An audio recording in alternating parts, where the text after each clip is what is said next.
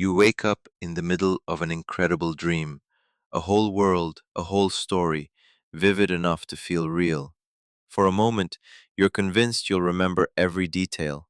Then you reach for your phone, check the time, and by the time you sit up, it's already gone. Not faded, gone. Most people assume this happens because dreams are fragile memories, but the truth is much stranger. Your brain isn't simply failing to remember the dream. In many cases, it never properly stores the dream in the first place.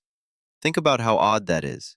You remember the layout of a childhood home, an embarrassing moment from years ago, or the lyrics of a song you haven't heard in months. Yet a dream that felt vivid just moments earlier disappears before you leave your bed. That isn't random. It's the result of how memory works. Every lasting memory requires memory consolidation, the process of moving experiences from short-term storage into long-term memory. For that transfer to happen, certain brain chemicals need to be present at the right levels. One of the most important is norepinephrine, involved in attention, learning, and memory formation.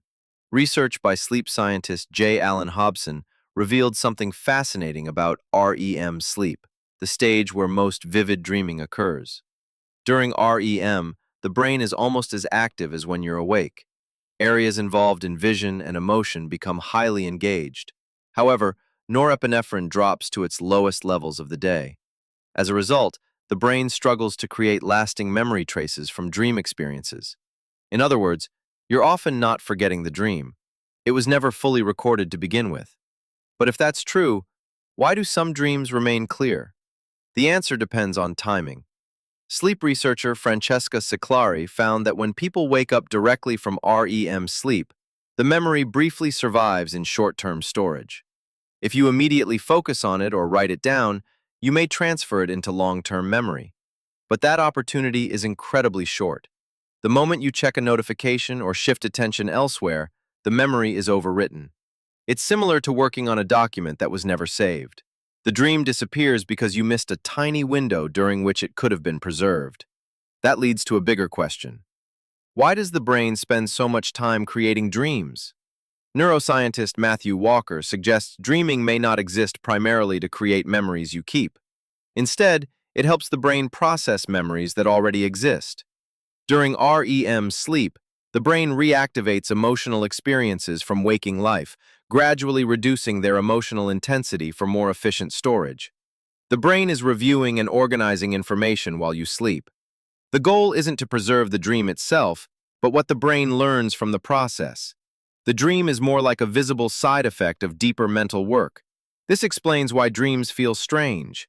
A dream that seems like a 3-hour movie may have lasted only a short time. Your brain rapidly activates fragments of memories, emotions, and faces.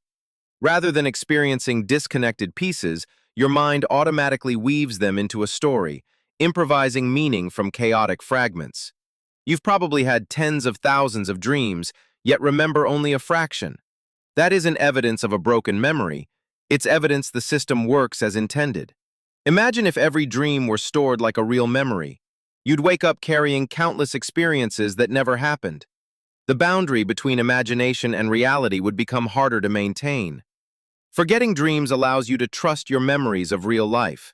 So tonight, when you dream again, remember the dream's purpose has little to do with whether you recall it tomorrow. Your brain may be processing emotions and performing important mental housekeeping while you sleep.